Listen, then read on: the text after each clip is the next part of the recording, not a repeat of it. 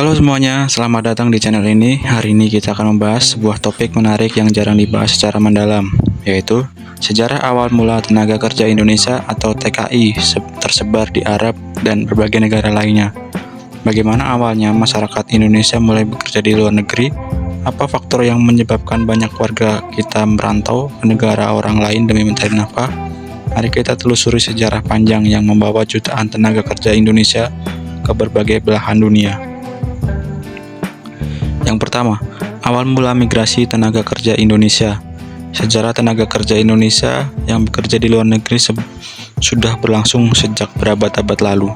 Bahkan sebelum istilah TKI dikenal, masyarakat Nusantara sudah terbiasa merantau ke negeri orang untuk berdagang, bekerja, atau mencari kehidupan yang lebih baik. Pada zaman kerajaan-kerajaan di Nusantara seperti Sriwijaya, Majapahit, banyak orang yang merantau ke wilayah Asia Tenggara, Tiongkok, dan Timur Tengah untuk berdagang dan bekerja. Hubungan perdagangan yang kuat antara Nusantara dan Timur Tengah membuka peluang bagi orang-orang Indonesia untuk bermigrasi dan menetap di sana.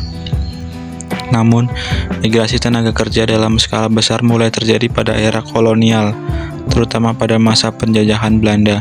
Pada saat itu, banyak penduduk Indonesia dikirim ke luar negeri sebagai buruh kontrak. Yang kedua, era kolonial. Buruh kontrak tersebar ke berbagai negara.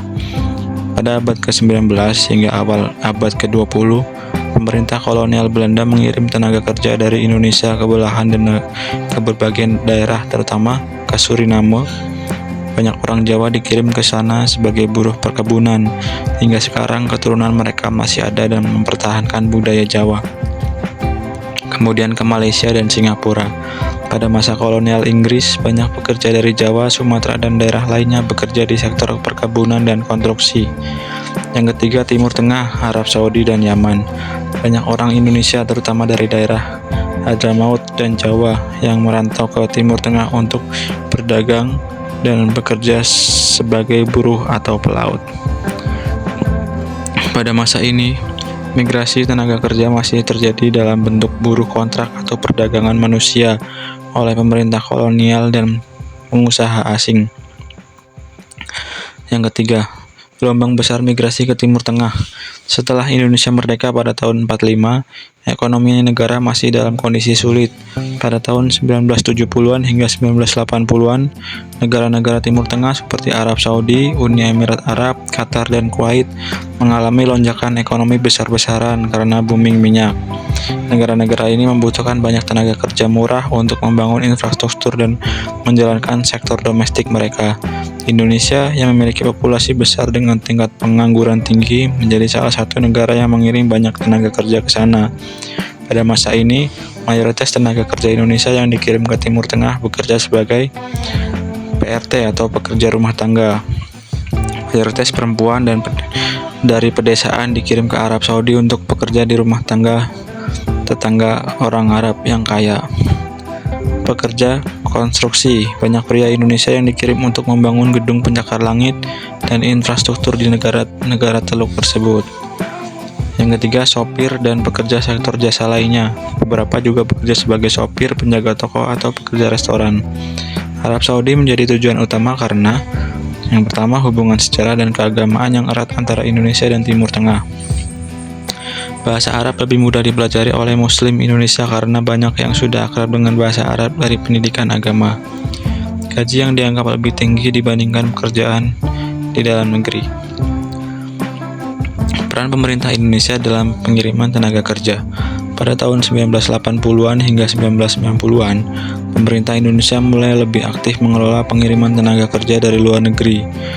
Badan Nasional Penempatan dan Pelindungan Tenaga Kerja Indonesia dibentuk untuk mengatur dan melindungi hak-hak tenaga kerja Indonesia di luar negeri. Namun pada kenyataannya, masih banyak kasus eksploitasi dan perdagangan manusia yang terjadi pada tenaga kerja sering menghadapi gaji tidak dibayar atau dipotong tanpa alasan yang jelas, kekerasan fisik dan mental oleh majikan, perampasan paspor hingga mereka tidak bisa pulang, pekerjaan yang jauh lebih berat daripada yang dijanjikan. Meskipun demikian, jumlah tenaga kerja Indonesia yang merantau ke luar negeri tetap meningkat karena faktor ekonomi dan di dalam negeri yang belum cukup menjanjikan. Penyebaran tenaga kerja Indonesia ke negeri lain.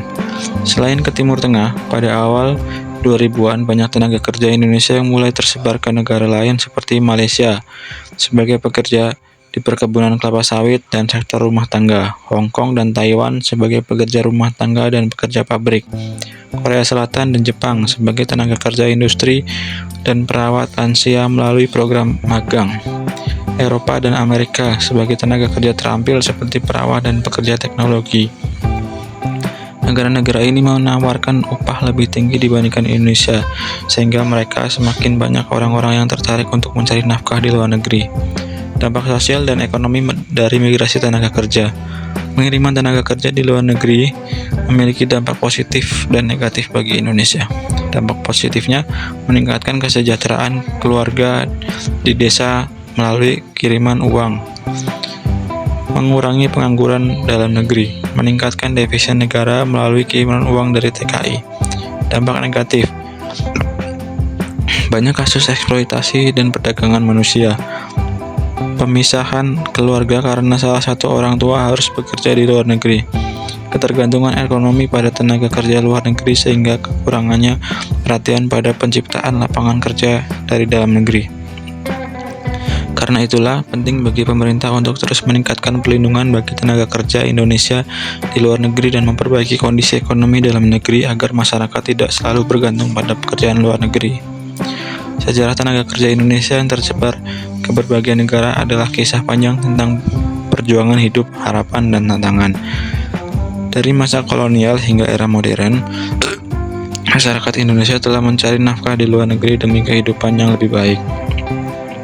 Namun penting bagi kita untuk tidak hanya mengandalkan pekerjaan di luar negeri, tapi juga membangun ekonomi yang lebih kuat dari dalam negeri agar anak-anak kita tidak perlu lagi meninggalkan keluarga demi mencari penghidupan yang layak di negeri orang. Bagaimana menurut kalian? Apakah pekerjaan di luar negeri masih menjadi pilihan utama bagi banyak orang Indonesia? Tulis pendapat kalian di kolom komentar. Jangan lupa sukai, bagikan, dan langganan untuk cerita menarik lainnya. Sampai jumpa di video berikutnya.